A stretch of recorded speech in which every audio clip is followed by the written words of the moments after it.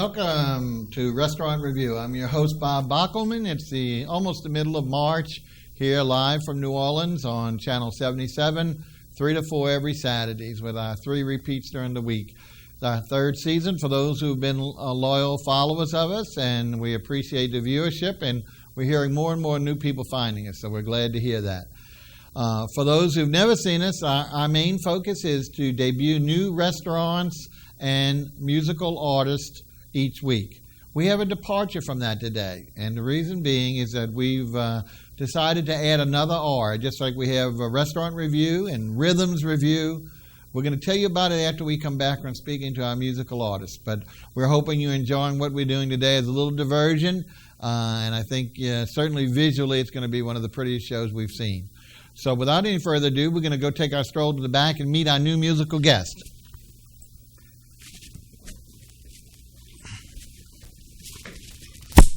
Okay, we have Jan Bell, is that right? That's right, Jan Bell. Welcome to the show. Sorry, we're having technical difficulties here. Well, my name is Jan Bell, and I just moved to New Orleans. From England? From England. What part of England? Well, I didn't move from England. I was born in England, and I've been based in Brooklyn, New York City, for the last 16 years. I've been coming to New Orleans for about 8 years, on and off. What brought you here the first time? Traveling playing music, snowbirding for the winter with a folk musician. Great. I had a lot of friends around town on Royal Street. Very nice. Well, we're glad you're here. Are you here for a while this time? I hope so. Good. If I can make it through the summertime. What do you categorize your style? I know it's a little bluesy, huh? It's kind of country bluesy, blues. But more old-timey than anything. Excellent. Oh, great. Now, let's see. I know you have some CDs. In fact, you were kind enough to bring both of them today, and our director is going to show us pictures. What's the name of the two? I know one of them you said is New Orleans related. Yeah, one of them called Songs for My Baby is myself and a woman called Melissa Carper. Mm-hmm. And it was recorded here at the 9th Ward Picking Parlour and produced and engineered by Mike West. Wow. And we're really proud of it. It's a set of really beautiful, some traditional songs and some original songs from both sides of the Atlantic. Right. And we're going to be hearing from both CDs today? Yeah, the other CD I recorded with my band, the BQEs, in Brooklyn, because I lived right by the BQE there, by the Brooklyn Bridge. Very cute. Well, if you don't mind, when you're announcing it, will you just tell them which CD it's from as well, so in case people are interested. Now, you have a website, so if people want to get in touch with you. I do. My website is named after the music collective I'm a member of. Okay. And that's Little Red Hen Music. Little Redhead Music. Little Red Hen Music. Does anybody have Redhead? .com. Well, it's Little Red Hen, like the story of the Little Red Hen. Oh, I'm sorry. And there are quite a few sassy redheads in the collective, as a matter of fact. Very good. Okay, how about any appearances upcoming for the people? I'm going to be opening for Mishkin, who's also a Little Red Hen, at the Mermaid Lounge on March 26th, and the Easy Bake Organs are also going to be on that show. Great. Well, I know the people will love to see you in the flesh. Go ahead. What are you going to tell us what you're going to do for your first song? My first song is going to be Cowgirl Blues, and it's going to lead into I Miss My Sweet Miss in Missouri. Excellent. So this is Cowgirl Blues and I Miss My Sweet Miss in Missouri, and they're both on my album I made in Brooklyn called No Country. I got my cowgirl hat, I got my city boots, guitar on my back, I got them country blues. Can't see the stars are shining, feel like busting loose. I see the Brooklyn Bridge and the Manhattan too. I see the East River flowing, baby, down to you. I see the river flowing, baby, down to you. I see the mountain valley and the prairie sky. I can hear them coyotes howling, but it's all in my mind. I got my cowgirl sister down in New Orleans. When I say country blues, she knows just what I mean. Cowgirl sister, way down in New Orleans. I got my cowboy brother Matty tall and lean, says, come on up to Montana, be my country queen, country queen, country queen, cowboy in Montana, mighty tall and lean. I see the mountain valley and the prairie sky. I can hear them coyotes howling, but it's all in my mind. I got my cowgirl hat, kick off my city boots. I'm gonna blow my stack, ride in some old caboose.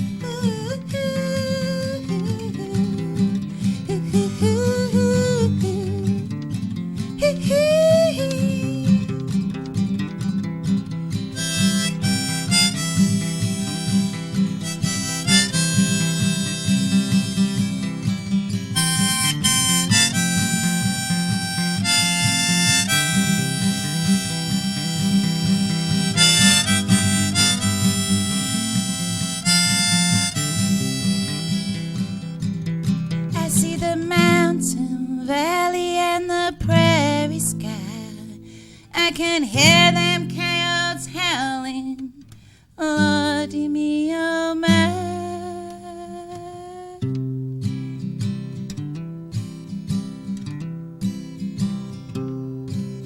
I miss my sweet miss in Missouri.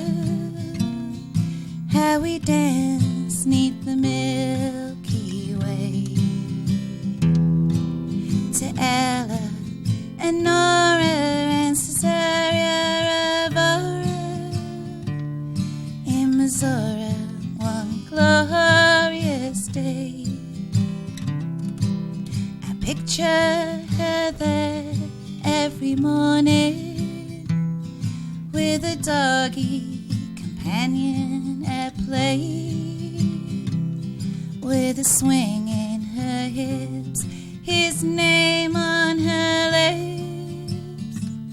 I wish I was that doggy today, 'cause I miss my sweet miss in Missouri, or to dance 'neath the Milky Way.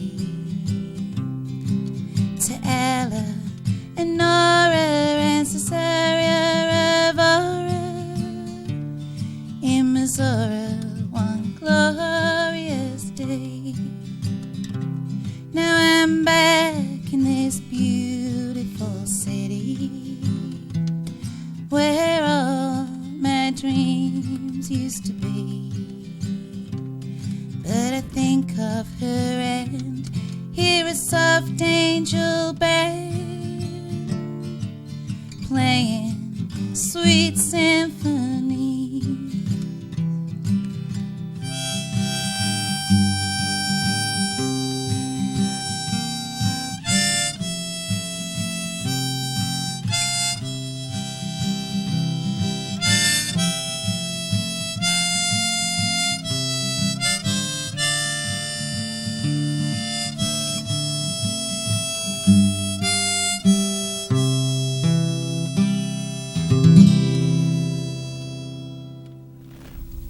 Very, very nice. That was Miss Jan Bell, and come to us via Bronx, but originally from England. And we're glad she keeps coming back to see us. Nice songs, some of them done as you saw on her CDs, one in New Orleans and one back in Bronx. So hopefully those will become commercially available for you. Check her website out, see where she can tell you about how you can not only hear her music directly, but also maybe even get some copies. Okay. Now, at the beginning of the show, we said we're going to have a departure. You know, we always try and be a little different, a little creative. We try and, is what we do. What happens is, as you know, we always try and bring you a new restaurant each week. Well, oftentimes, unfortunate things happen that prevent the restaurant that has committed from appearing. This week, we had 2 restaurants originally scheduled. We were hoping to bring, as we announced last week, Zydeco, which is the brand new barbecue place in the French Quarter that's owned by the G.F. Flynn's restaurant and chef. However, the chef got a huge party, so early on in the week he had to say, unfortunately, we're just not able to make it. So we then moved to another area, and in fact, we moved to a young couple that had been on our show in the first year with their fledgling restaurant called Aquarians. I don't know if you remember back. Great couple, great food. Unfortunately, they had lost their lease. The owner decided to reclaim the whole building for his own use. So they found a new little place. They just opened a few months ago. They renamed it Aquarians, so we call it Aquarians too. And they're specializing in health food, but some other things. Everything is naturally grown, and they have a great new thing called the Raw Bar. For those who really are in the restaurant trends, know that's very, very popular up in New York, where everything there is strictly raw. Nothing is eaten that is cooked. So hopefully we'll be able to have them on in a future date. Obviously, when that happened, 2 strikes, we were out. We could not get another restaurant in time with regard to bring you today. So we looked her and said, well, what else can we do? Well, we know we look at our retrospectives at the end of the season. That's when we give every restaurant a rating, and we review those restaurants that we have shown during this year. It's too early to do that, so we had to find something new. So we came up with the idea of adding a third R. We have, of course, Restaurant Revue, our primary, Rhythms Revue, that's the lovely musician like Jan Bell you just heard. Well, we have a stretch today, but we have what we're calling the third R, Artist Revue. We're dropping the A in Rtist, or Artist Revue. And we're pleased to debut our first artist this week, and this season, and her name is Robin Defraites. Robin, welcome to the show. Thank you, Bob. Great. Tell us a little bit about yourself. Are you a native, I believe? I am a native of New Orleans. I was born and raised here. Okay. I'm 23 years old. I work in a florist. We'll say that for later. That was a secret thing. Go ahead. We don't want to. Not every artist is starving, but at the same time, and we'll see why she uses that talent that we just talked about. We're going to see in a minute in more than one way. So beyond that, what else? So tell us a little bit about how you got interested in painting. Actually, everyone in my family pretty much paints. Wow. My aunt graduated from Rutgers University with an art degree. Wow, very nice. My father graduated with an art history degree from Tulane University. And my brother, he's been drawing since he was about 7 years old. And I was the one that couldn't draw in the family, and I was about to say, so tell us it's not genetics, huh? No, yeah, really. I was the one that couldn't draw in the family, and my father even said, he's like, one day you went to school and you're drawing stick figures, and you came home and you're creating masterpieces. And what really inspired me is when I went off to college in Houston. Okay. I went off for 1 semester, got homesick, came home, but I had an art appreciation class, which really inspired me to go off and do my own thing. Mm-hmm. But I still love the masters like Picasso, Monet, mm-hmm. Franz Marc, which is another one that I really admired. Right. So I really loved looking at art, and the teacher that I had at Houston really made me appreciate it even more. Mm. So. But as for extensive art training, right? You're good art not. background, but I kind of consider myself an amateur still. Uh-huh. I'm working on it, I want to make. But you're basically self-taught. Self-taught, yeah. Of course, like I say, coming from a family like that, yeah. I can't believe anyone wouldn't have talent. That's right. But anyway, and I know some of your pieces, what I like about them is, and again, some of those, and you'll see that today, folks, some of those famous artists' masterpieces, she's actually replicated for us today. Now, right now, she does hang in a couple of places, but any galleries out there that would like to feature some of her work, don't hesitate to let us know. Call us after the show or something. We'll hook you up with Robin. Also, I did want to tell you that even though we're doing this, we're never forgetting our restaurant roots. So if any of you, and this is what our original talk was going to be, that if anyone wanted to call in, we would just discuss restaurants. But I said, well, if we don't get enough calls, then we're going to sit here and it's just going to be me proselytizing. However, our director, Larry Perkins, will put up those phone numbers for you anytime if you want to ask any questions of our artist, of our musician, or of a restaurant. They all know that the main focus is restaurant. So if you want to know anything, and we're going to talk at the end when we have a little more time about some of the other new restaurants coming down the tubes that we hope to have on soon. But if you have any question at all involving a restaurant or a music or any of these things, please call us today. That'll help make the show a lot more lively, and those numbers will come up in a little bit. Okay, now we want to go ahead. Robin has told us that she's basically a self-learner. I think you're really going to be impressed with the amount of work that she's done and the quality of the work. What I like about it is that she's most artists today get to be a specialist. Maybe early on, and like her, that they're a little bit all over, trying a lot of sizes, different media, etc. But eventually they settle in whichever they feel is their own giving, and they stay with one size, one media, and one direction.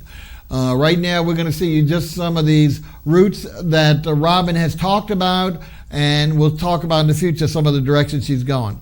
So what I wanted to do is we've had she was kind enough to bring 6 of her pieces, and we're going to start with some of her, what I call monumental or oversized work, and we'll talk about those in details one by one, unless we get any calls before we turn it back over to Jan Bell. So the first one that we're going to take a look at is a version of, everyone has heard of the famous oil painting called The Scream.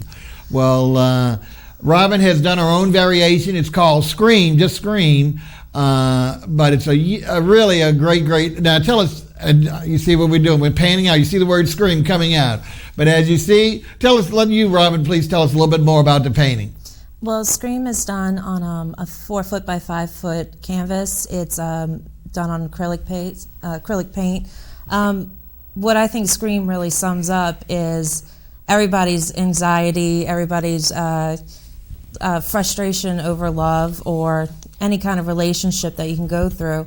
That's something that you can really see in Scream. You know, if you read the words, you know, you can kind of tell that it's a lot of anger coming out as well. And when it all comes to a boiling point, it just makes you want to scream. Wow. So that basically describes what the painting's about. I think it's great. It's also a dentist's nightmare. No, and just joking. Too. Just joking. For those who aren't familiar, again, we all think we're all so knowledgeable about every aspect, but we might ask you to be a little basic 101 art and tell a little about acrylic. Most people know at least oil. Some will know a few others. But what is acrylic? It's a very common medium over the last maybe 40 years now. But tell folks what is acrylic when you tell it as opposed to an oil painting.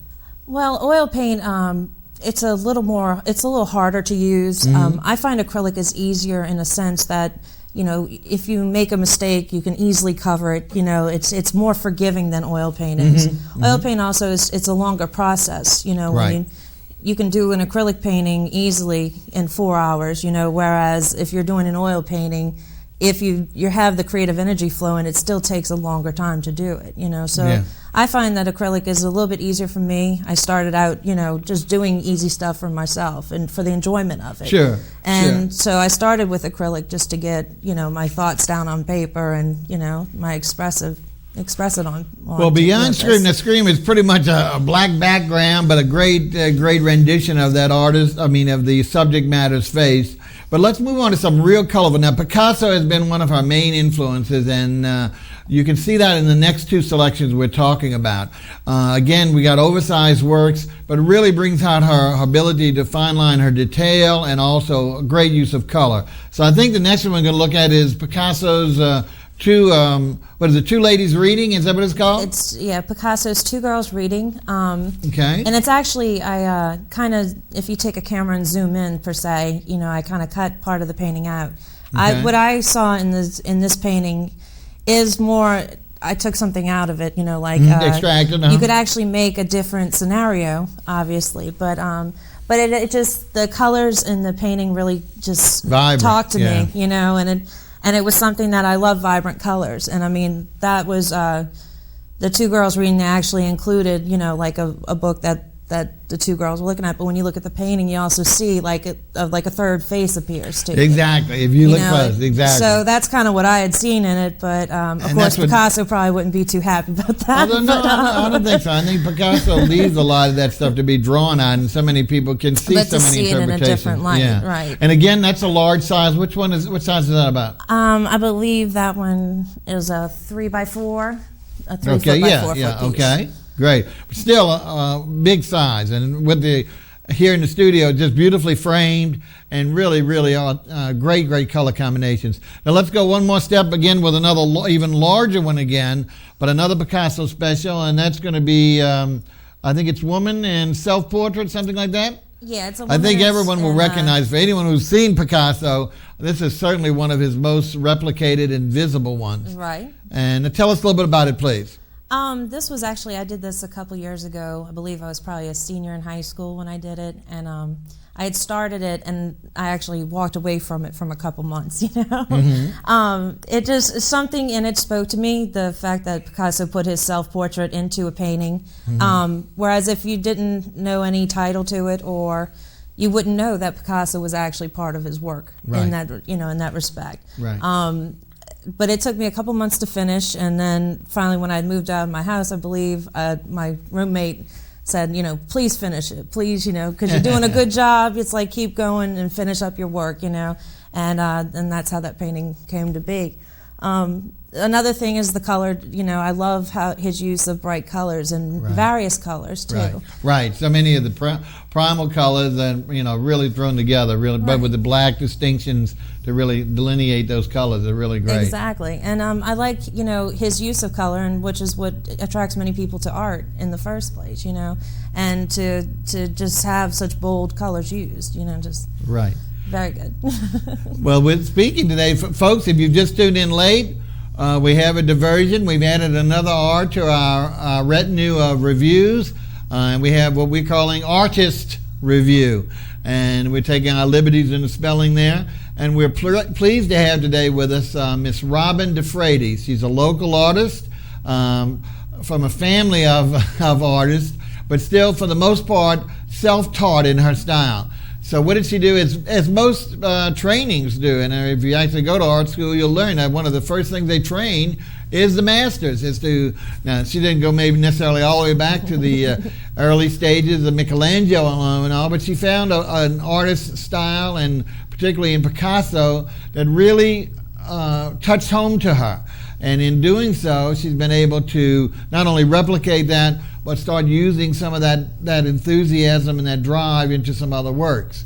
So we're here today talking with her, describing some of her works. We're going to get a little more information about where you can see that and near the end of the show. And of course, we're also going to go back to our musical artist.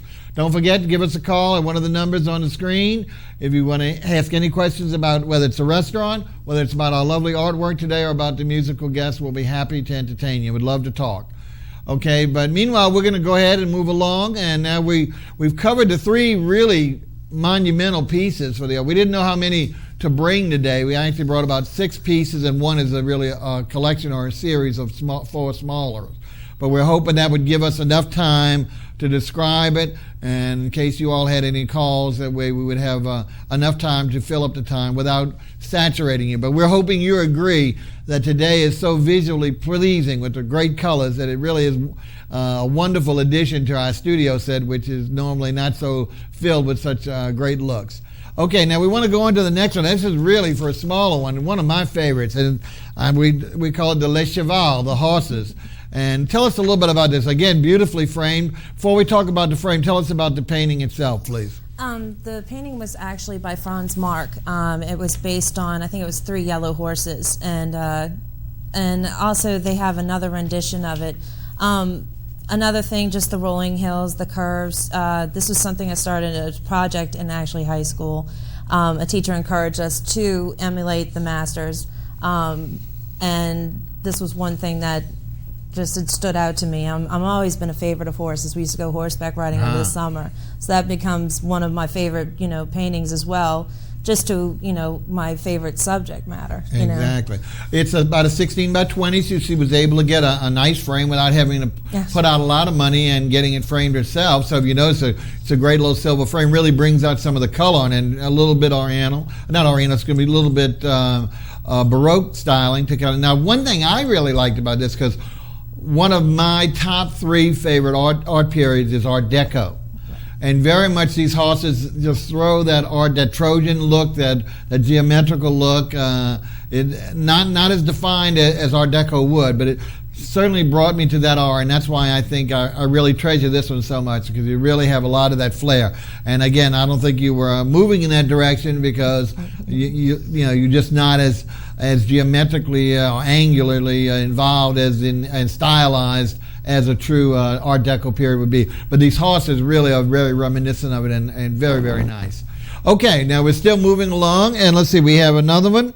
And another one is called Changing Nudes. And let's see if we can bring that up, and let's give a little description on that, please. Okay. There we go. Now, this is really, to me, this is a departure of everything we've seen. This is really a realistic style, obviously a little more contemporary subject. Again, just tell us a little bit more. I just really like this subject matter here, because not only the ladies, of course, but I mean, just the real framework of this and being a vertical versus in a horizontal painting. I think all of the stretches of it really work well. I was experimenting around with watercolor, and of course, a subject matter that is very common in art is the nude. Just shading, mostly the color tones was a little more subtle for me, trying to work with light and changing like shadow to light and putting shades of light into the background as well. Experimenting with different colors in that area. One thing was trying to get to make a towel look shaded, was a big challenge too. One person told me, an artist told me years ago, that art is the art of shade. That it's an amazing statement. But so maybe the novice like myself, who really can just appreciate art and not really know all the fine lines, can look at a painting and very rarely, say it's shade. I mean, they might see if you have a shadow, but that really everything in art has some reflection of the sun, and whether they're shade or non-shade. And that's it. Depending on what angle the artist is trying to portray, that's how that shade or that sun portrays. And I think if we could bring that up one more time, I think you've done a great job. Like you say, the minor thing here, just like the towel, who would think there would be shade? But obviously the folds, depending on which way the sun was coming in or the indoor lighting was there, right, would all depend on which way the intensity and the extent of the a shadow that might be cast because of something small like the towel. It definitely makes the painting. Again, a great, great painting. Well, folks, we're talking to Robin Defraites. We're hoping to hear from you. We're going through at a rather quick pace. We got about 10 more minutes in this segment. Then we'll be back to our musical guest. Let her do it, entertain you with another song. But before we go to a little bit, anything else you want to tell us about your interest in art? I think it came a lot, and I stress this, that my teachers did influence me. There's nothing better than a really good art teacher, somebody who can inspire you to open up your mind and take in something that, it's a beautiful and creative thing. And I went to public school in high school, and I think they were the most influential people into opening my eyes to the world of art. My parents used to take me to museums when I was younger, and I'd kind of stand there and I didn't know what I was looking at. Right. Right, it's still a good opportunity, but I was taking it all in. Unfortunately, it may be lost. It's right. all absorption, but not really understanding. Right, but I was taking it all in, and as I got older, I just started realizing and seeing it my own version of the painting and looking at it from different, viewpoints. And but I do have to say that, as much as they talk about New Orleans public schools and everything like that, but I went to Jefferson Parish Public School, and the teachers there, I had 2 teachers that really just opened my eyes and made me believe that I could do it too, and praised me for it. Very well put. I was thinking along the same lines, and of course we do have our problems with our educational systems here, unfortunately, which hopefully is going to be worked out sometime. So many people have tried. But I think what you hit the nail on is that, and this is something that's really a shame, because arts and the study of art, not just the media we're talking about today, but all forms of it, is usually the first thing that gets the axe during the budget cut. In other words, it's always seen as the extraneous. They have to learn the basics, reading, writing, arithmetic, the science, all the things that they're going to need, whether it's in college or their future life. But unfortunately, many, and especially here in our community, follow the creative senses in the arts, and so a lot of the stuff they're learning in school really never applies to them. The things that they've been not involved in or not exposed to because of budgetary constraints are things that they really have the interest. Plus, it's been shown that whether you're a mathematician or not, any student become so much more well-rounded with the introduction to art. Whether they actually can just emulate something like you're so talented to do, or whether they can just appreciate it. It makes them not only a better person when they're adult, they can socialize, they can understand, they won't feel left out, they can understand about it wherever they go. It's such an important thing, whether it's ballet, any of the arts. So this is a plea, of course, to make sure that we do continue this in all of our areas. And we're very fortunate. New Orleans has a tremendous art community. We really do. And for those who don't know about it, I can't believe it, because we have that wonderful thing sponsored by our Contemporary Arts Center every year. The first of the month from September to October, all of our galleries are open to the public in the evening, serving refreshments, music, etc., to entertain you, to get you that visual experience.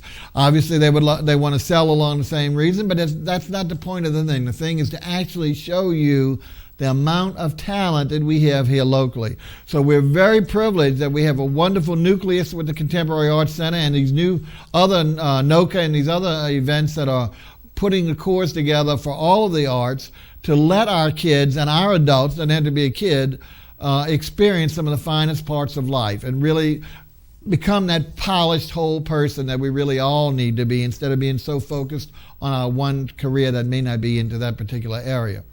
Okay, now we do have, I think, one more series, and this is a little diversion because instead of acrylics, you moved into watercolors. And I like these, are cute because I think you call it's really a series. I don't think each one's not titled per se, but it's a series of gnomes and fairies, very appropriate this year with regard to Lord of the Rings and the Hobbits and all that stuff. And so if our director will pay into those, we'll go one by one and you can tell us about it. Just basically gnomes in a forest, we went through a big phase of learning about fairies and the mysticism of them. Just once again, use of watercolor. It's a very small painting. It's only about, I'd say about like a 4x6. 4x6, yeah. Uh-huh. And the detail in it, which I found amazing about doing watercolor, is that it's different from, your little packet that you get as a kindergartner, and you can really just do so much detail work in it, and then the smaller pieces as well. That to me, I have some close friends who are strictly watercolorists, and that to me, even though I love oils and acrylic, those are my favorite, to me the most outstanding work is the watercolor. In the early days, I never appreciated it, but at the same time, to see exactly what you had, detail, it is mind-boggling to me is how you can get detail with the idea of watercolor, with the colors, running off the page. Exactly. To be able to blend the abstract with the fine line, still without, painting by numbers, where you have the paint. So it really is an amazing piece, and watercolor to me is, I think, got to be some of the hardest work to do. Let's move on to that second one we were about to say, Mr. Director. What do we have there? Okay, what do we have looking at? Same thing with the gnomes. What I really found interesting is just the facial features on this one. That's what kind of talked to me. Just a series of... This is a very fanciful one, but I don't want to create. Is that one thing or more than one thing? I mean, I see the face and the body. No, this is just one little gnome kind of looking sitting back, relaxing. But I mean, this is like a compliment to Dr. Seuss. Very whimsical to me. This one very fanciful. Right. The other one a little more delineating. Let's see if we can see a third one. All right. We have two more in this series. This is almost like our original first character, but you're introducing him with a sunflower, or is that an umbrella? It was kind of just like a little made-up flower, like a little mushroom cross. But he kind of had a more alien effect to it.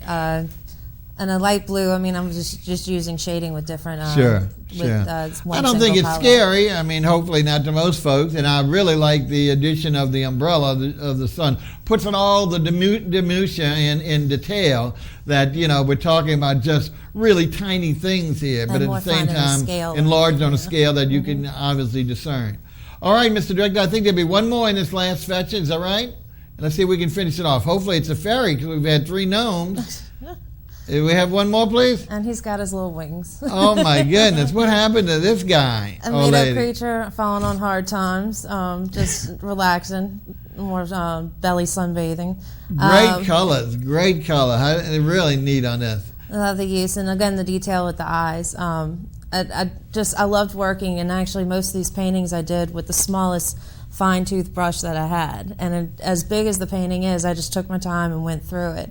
And I just enjoy doing the little detail on certain spots, like in the feet or in the eyes or in the wings.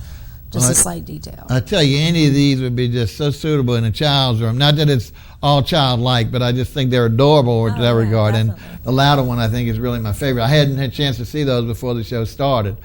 Okay, folks, well, we've taken a tour of our local artists. Today, as we're talking, we're doing our artist review.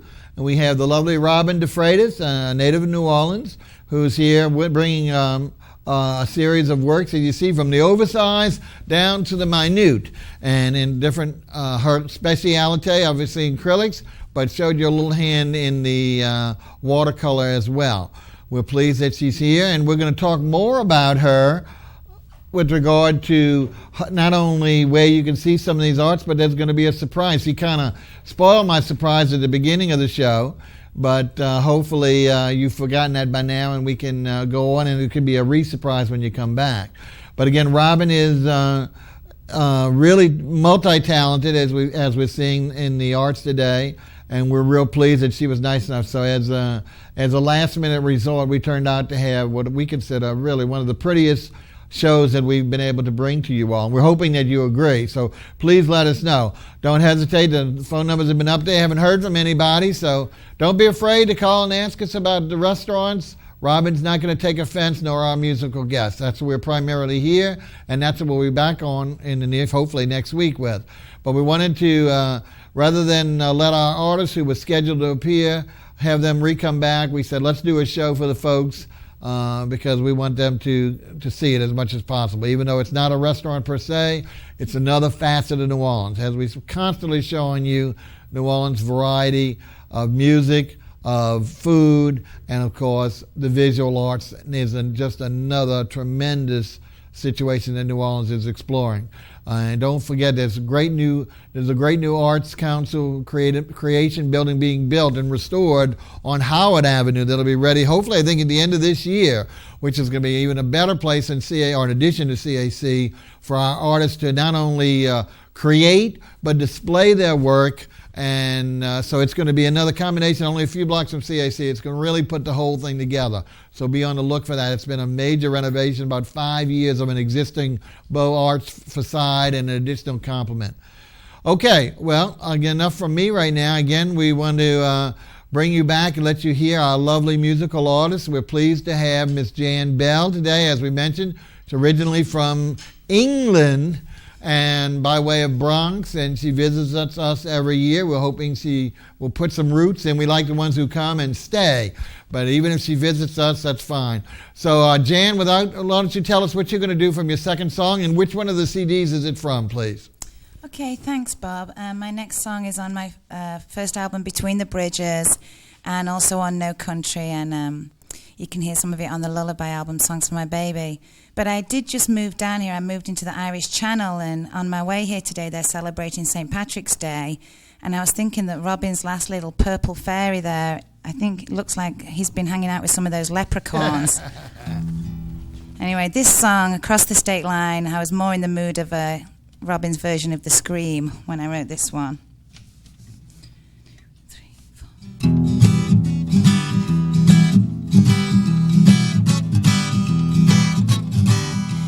Drifting 10 to 10, been left in all the ups and downs. I've been here now so long, don't know if it's right or wrong. Yeah, yeah, yeah. I've been working all night. Home and all we do is fight. I told my mama I'll be coming well. She gave me the saddest smile. Yeah, yeah, yeah. Wish I had a family across the state line.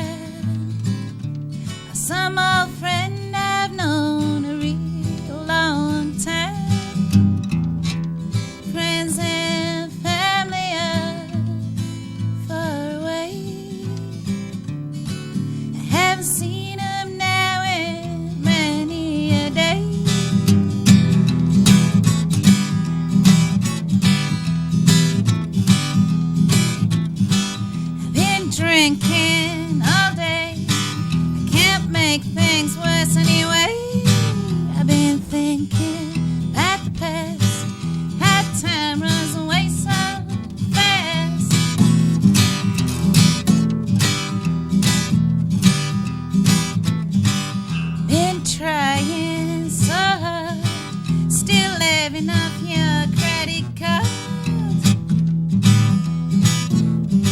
Still here like this, dirty hands and broken promises.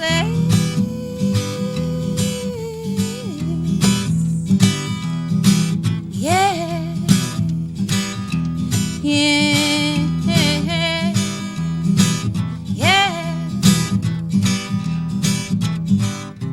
Wish I had family across the state line.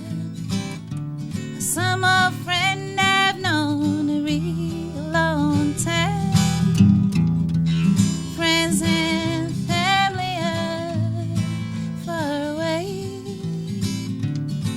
I haven't seen them now in many a day.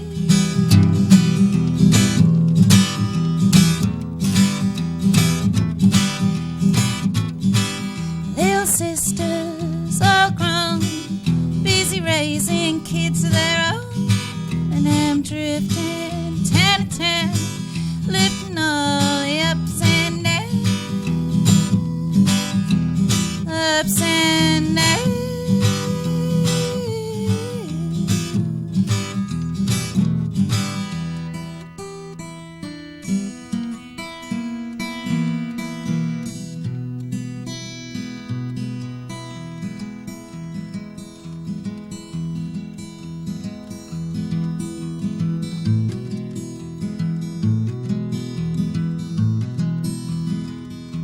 You were my blackbird, my bluebird, my redbird, my dove.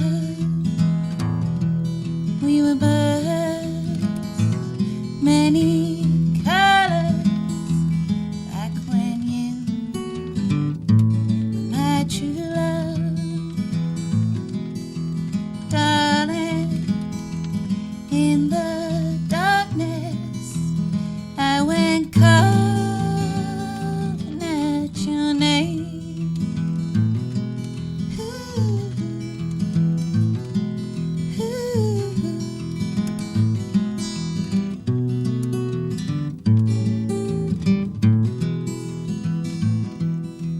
Blackbird, bluebird, redbird, and the dove. We were birds, many colors, like when I was your true love.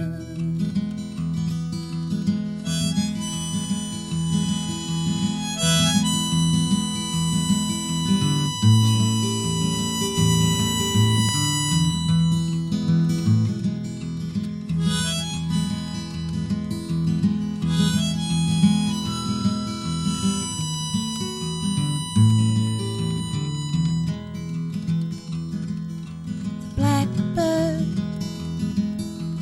bluebird, redbird, and the dove. Many birds, many colors. Oh, love. Oh, love.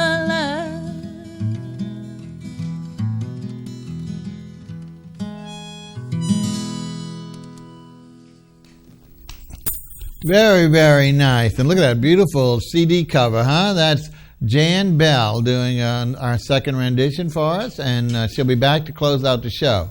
As we said, today's been really a visually stunning show, not only from that pretty CD cover and that lovely melody we just heard from Jan, but also by the featured work of our premier artist today, Miss Robin Defraites. We've gone through all of her stuff. And the thing that we didn't tell you about Robin, even though she was anxious to tell you up front, is I know many of you all have admired the wonderful French arrangements. We always have a beautiful flower. Here's one here today. And Robin is directly responsible for that. She and her employer, Debbie Crawford, run Grow With Us Florists, who's been our supporter, our sponsor since day one, have turned out